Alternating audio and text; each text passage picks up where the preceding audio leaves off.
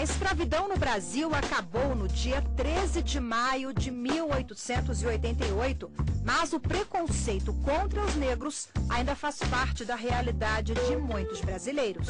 A minha filha está na faculdade, o gerente do Banco do Brasil discriminou ela dentro da sala de aula. E pegou porque foi uma pergunta para ele não soube responder. O professor perguntou para minha filha, ela respondeu a pergunta. O gerente levantou e falou: o que essa negra está fazendo aqui? Lugar de negra na cozinha. Para mim, esse tipo de gente nem alma tem. E, minha filha, isso acontece demais. Eles procuram dar emprego para menina loira, bonitinha, negra não existe. Na tentativa de diminuir essas desigualdades e permitir o acesso de todos os brasileiros à educação, desde o ano 2000, com a aprovação de uma lei estadual que garantia a reserva de vagas para negros e estudantes da rede pública, algumas universidades do Rio de Janeiro passaram a adotar o sistema de cotas. Depois disso, outras instituições públicas do país, federais, estaduais e até particulares, também usaram o modelo como forma de inclusão social. As distâncias sociais ainda são enormes, muito grandes. E os resquícios que ficaram da escravidão, você pode ver hoje, por exemplo, quando há a necessidade de se estabelecer cota para as universidades. O que é isso? Né? É o abrandamento das divisões sociais, tal como se fez quando se aboliu a escravidão. Né? Se estabeleceu uma igualdade, ainda que teórica, legal, etc., mas nós estamos vivendo algo parecido. Se o fenótipo, durante muito tempo, serviu para exclusão, então agora que o fenótipo sirva para a inclusão, que o fenótipo seja um referencial que nos permita incluir aqueles segmentos socialmente vulneráveis e que historicamente nunca tiveram uma participação nos chamados espaços de prestígio e poder da sociedade brasileira. O sistema de cotas nas universidades é polêmico. Muitos acreditavam até que a medida era inconstitucional. Em abril de 2012, o caso chegou ao plenário do Supremo e, por unanimidade, no julgamento do sistema de cotas adotado pela UNB, a Universidade de Brasília, o STF decidiu a favor da validade da regra. O sistema de cotas raciais é o tema do programa Grandes Julgamentos do STF de hoje.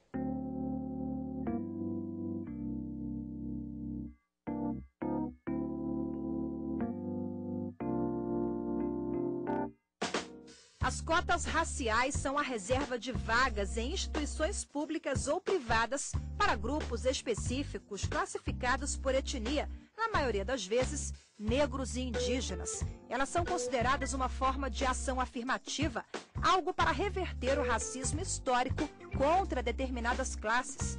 O sistema surgiu na década de 60, nos Estados Unidos. Eu acho que as cotas exercem um papel, para mim, é o que eu consigo entender por ser a favor, imagético. É muito importante quando você frequenta lugares onde ele é, digamos, colorido ao olhar.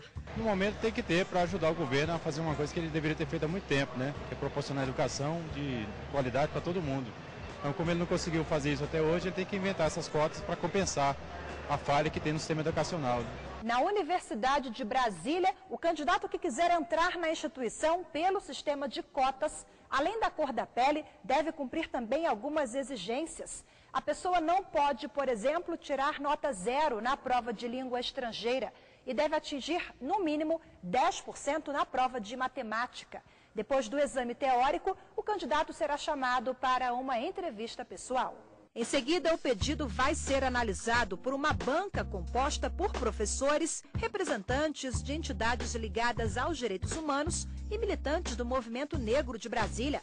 A ação afirmativa faz parte do Plano de Metas para a Integração Social, Étnica e Racial da UNB, no primeiro vestibular em que o sistema foi instituído em 2004. As cotas da UNB foram responsáveis por 18,6% dos candidatos.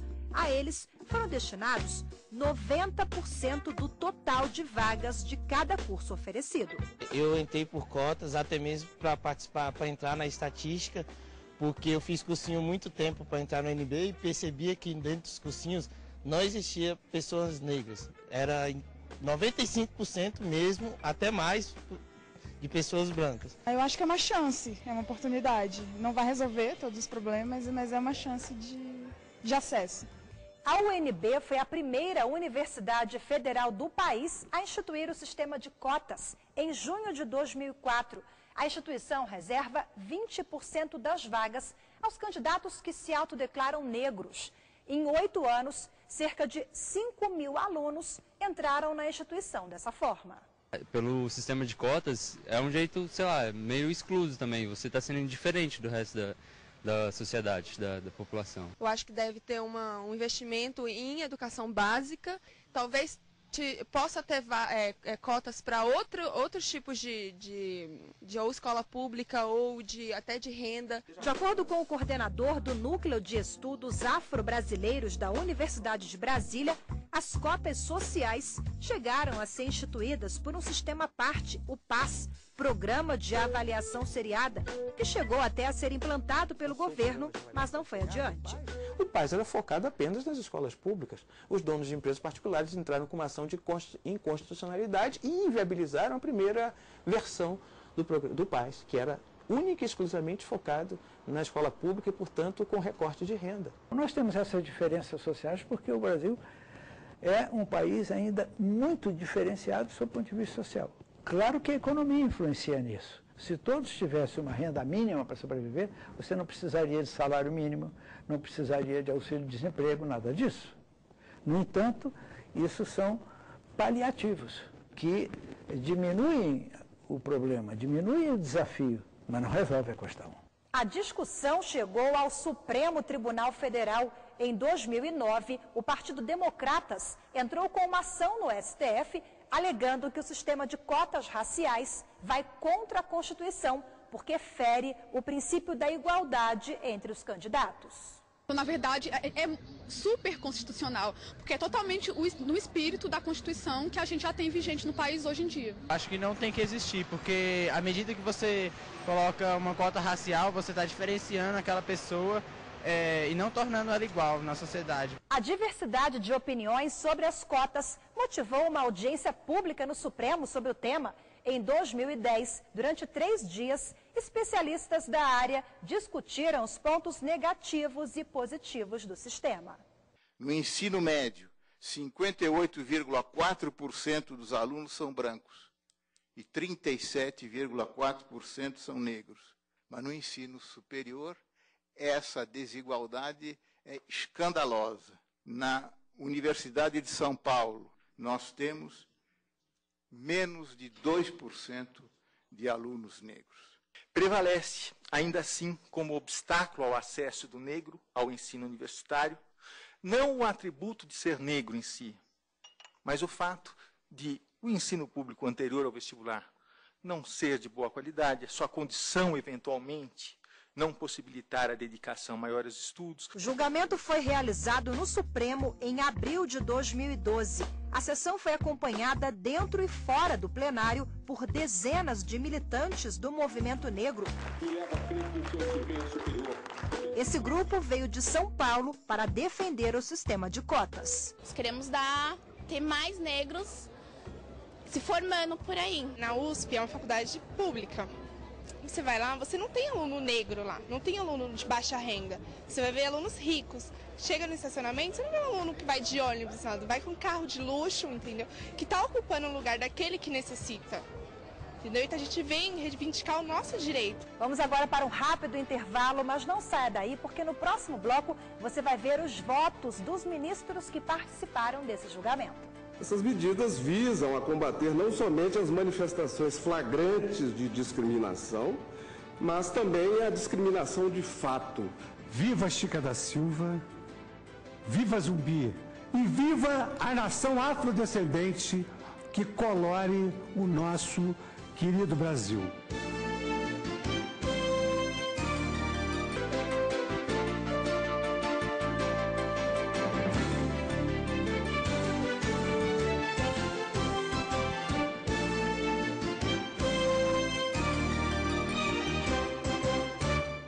O programa de hoje é sobre a decisão do Supremo que confirmou a validade das cotas adotadas pela UNB, a Universidade de Brasília. A decisão a favor da reserva de vagas foi por unanimidade. A ação foi movida pelo Partido Democratas contra o sistema adotado pela Universidade de Brasília. Na primeira parte do julgamento, os ministros do Supremo ouviram os argumentos a favor e contra a manutenção do sistema de cotas. A imposição de um modelo de Estado racializado, por óbvio, traz consequências perversas para a formação da identidade de uma nação. Você cria, então, identidades paralelas, identidades bipolares. Você não cria um sentimento de cultura nacional. Você cria um sentimento de culturas segregadas. Quase 124 anos após a abolição, os dados estatísticos de instituições sérias, públicas e privadas, demonstram, sob qualquer perspectiva ou fator analisado, que ser negro no Brasil continua sendo motivo para estar alijado das riquezas econômicas e intelectuais do país. As universidades ouvidas na audiência pública, elas todas disseram exatamente isso, que as cotas com recorte étnico-racial, elas têm esse propósito de promover a diversidade no âmbito da academia e não resolver um problema social, de ordem exclusivamente social. O primeiro a votar a favor da validade das cotas foi o relator do processo, o ministro Ricardo Lewandowski. Ele foi seguido por todos os integrantes da corte. O ministro Dias Toffoli foi o único que não participou do julgamento. Ele se declarou impedido porque já tinha se posicionado a favor das cotas quando ocupou o cargo de advogado-geral da União.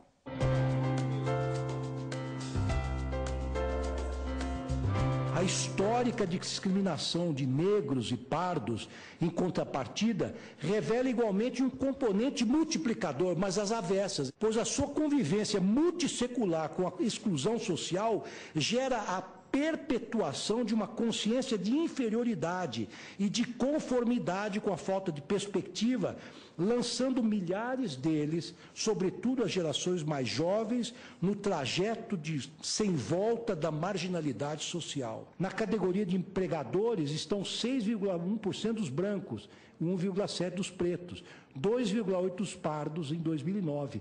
Ao mesmo tempo, pretos, pardos, são, em maior proporção, empregados sem carteira e representam a maioria dos empregados domésticos. O Supremo Tribunal Federal pode ser denominado o Tribunal de Defesa dos Direitos Fundamentais. Tão intensa tem sido a sua tarefa na defesa das questões que afetam tanto a vida da sociedade, tanto a vida social e tanto a vida política. Durante o voto do ministro Luiz Fux, 2 índios que atrapalhavam a sessão e a leitura do voto dele tiveram que ser retirados à força do plenário por seguranças do Supremo. Antes disso, eles chegaram a ser advertidos 3 vezes pelo presidente da corte. Olha, não pode haver manifestação durante o julgamento. Por favor, viu? Um momento, viu? Olha, calma, calma. Vamos continuar com o julgamento, viu? De sorte que... Está suspensa a sessão até que se dê a retirada das pessoas que estão perturbando o julgamento. De acordo com o regimento interno do Supremo, é proibida qualquer manifestação durante o julgamento. A sessão foi retomada 5 minutos depois. Quem estuda em colégio público não chega à universidade pública, que são as melhores universidades brasileiras. Só chega à universidade pública quem estuda em colégio particular. Esse sempre foi um paradoxo irrespondível pelo sistema, uma injustiça intolerável do sistema. A política das cotas visa eliminar esse quadro sem retoques. Viva Chica da Silva, viva Zumbi, viva Pelé, viva Chico Rei, viva os brancos, viva os pardos, viva os mulatos, viva os amarelos, viva os índios. E viva a nação afrodescendente que colore o nosso querido Brasil.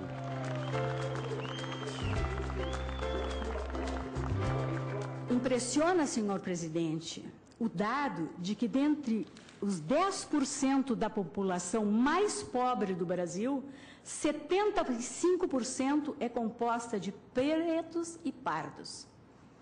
Isso quer dizer que, dentre aqueles que têm menos perspectivas de alcançar as oportunidades mais básicas oferecidas pela sociedade brasileira para o seu desenvolvimento, a imensa maioria é de negros. As cidades de Paris e Nova York, que conheço relativamente bem, cada uma delas tem cerca de 13 a 15 universidades públicas. Brasília continua com a sua única universidade, que parece ser um santuário, não é? De uma pequena, de uma minúscula elite. Nada muda. Quando há a mínima tentativa de mudar qualquer coisa, é um Deus nos acuda. Que nós tenhamos políticas que cumpram o objetivo do Brasil, de fazer com que o Brasil seja uma sociedade livre, justa, solidária, com a igualdade como seu valor fundamental, já inscrito como valor mesmo desde o preâmbulo. Durante o voto, a ministra contou histórias pessoais que refletem a origem do preconceito e os estragos que ele pode causar. No início da década de 90, eu dei de presente a uma das minhas sobrinhas, que tem exatamente a pele negra, uma boneca, e para as duas igualmente, né? Uma achou uma gracinha a boneca que eu tinha comprado de artesanato no norte de Minas, as duas bonequinhas negras. A minha sobrinha, que é negra, rejeitou e não aceitou a boneca. Eu disse, como não? Esta boneca é linda. Ela disse, não, é feia, parece comigo. A marca de uma pessoa que tem um espelho que é o outro, tão diferente, é uma marca que assinala uma fragilidade humana difícil de se recompor. A responsabilidade ética e jurídica do Estado e da sociedade em adotar políticas públicas que correspondam ou que respondam a esse déficit histórico na tentativa de realizar num processo que, por definição, não se realiza num dado momento, mas vai, ao longo do tempo, sendo aperfeiçoado, de realizar essa igualdade material e, portanto, de desfazer essa injustiça histórica de que os negros são vítimas no Brasil. Essas medidas visam a combater não somente as manifestações flagrantes de discriminação, mas também a discriminação de fato. O que é discriminação de fato? Aquela discriminação de fundo cultural, como é a brasileira, arraigada, não é? Estrutural, absolutamente enraizada na sociedade. De tão enraizada que as pessoas nem a percebem. Ela se normaliza, torna-se uma coisa natural. Apesar de também acompanhar o voto do relator, o ministro Gilmar Mendes fez críticas à política de cotas raciais. Para ele, ao adotar o sistema, a Universidade de Brasília também deveria levar em conta a condição financeira do candidato. Podemos estar introduzindo a ideia mesmo de um certo racismo, né, de um certo preconceito em relação àqueles que são beneficiários da cota. De modo que há um grave problema aqui, que é o problema do acesso à universidade pública. E como que se dá esse acesso? E, por isso, inclusive, essas políticas de compensação ou de ação afirmativa. Pelo modelo do vestibular. E o modelo de vestibular prestigia quem no nosso sistema? Isso já foi destacado. Uma ironia do nosso sistema, os alunos que passaram pelas escolas privadas e que, por isso, então, estão em condições talvez mais adequadas de passar no vestibular. Constam como fundamentos da República Brasileira a cidadania e a dignidade da pessoa humana.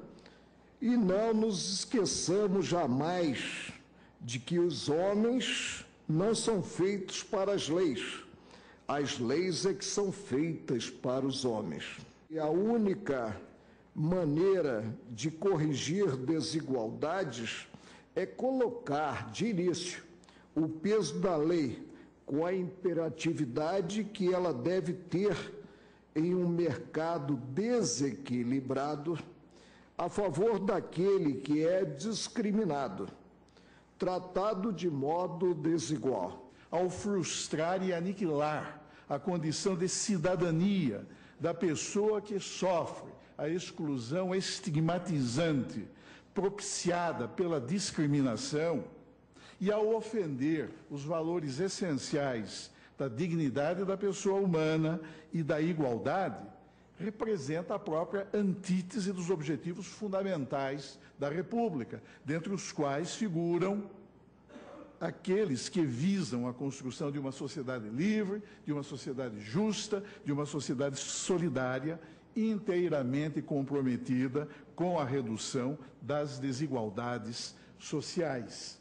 É de rigor constitucional proclamar que as políticas afirmativas têm embasamento na Constituição de 1988. São políticas afirmativas de quê?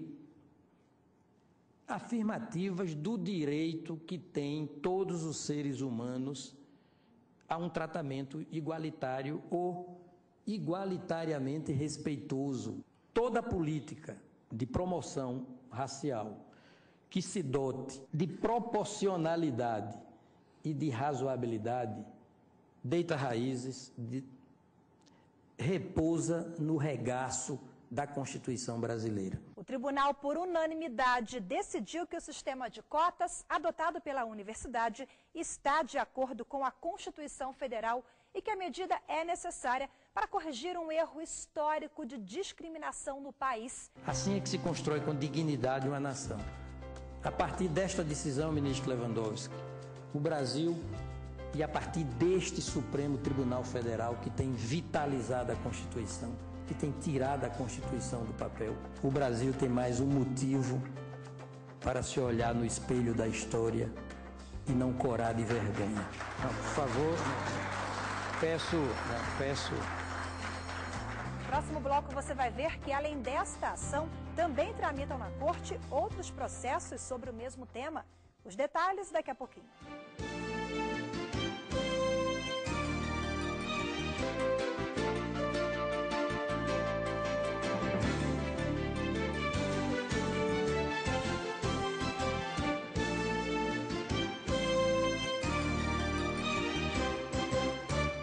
O programa Grandes Julgamentos do STF de hoje é sobre a ADPF 186, ação apresentada pelo Partido Democratas contra a política de cotas raciais adotada pela Universidade de Brasília.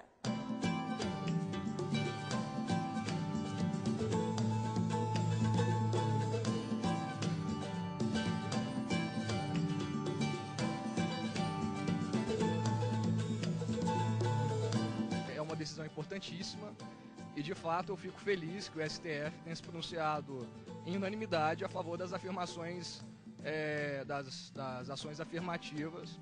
Eu acho que a UNB cumpre um papel primordial, sendo ponta de lança dessa reivindicação histórica dos setores afrodescendentes do nosso país. Haja vista que a Constituição de 1988 foi uma Constituição que deixou muito livre a possibilidade da sociedade inovar na criação de mecanismos para promover a igualdade. Eu acho que a decisão do STF é muito boa em manter, porque é um meio de ingresso de algumas pessoas possivelmente prejudicadas pelo nosso sistema de educação, que é bastante desigual, e o acesso à universidade, que é bastante desigual. Eu acho muito legal. É evidente que isso é um remédio jurídico, mas esse remédio jurídico que o Supremo determina, prescreve, tem consequências sociais, né? Então, há medidas jurídicas, há medidas legais que têm que continuar sendo tomadas para que esses resquícios desapareçam. O século XX foi praticamente quase todo assim, né? Marcado por um esquecimento, por um silenciamento em relação ao segmento afro-brasileiro. Então, foi, eu diria, sensata a postura dos ministros, de todos os ministros que votaram a favor, porque não faz mais sentido a gente achar que no Brasil questões como a questão racial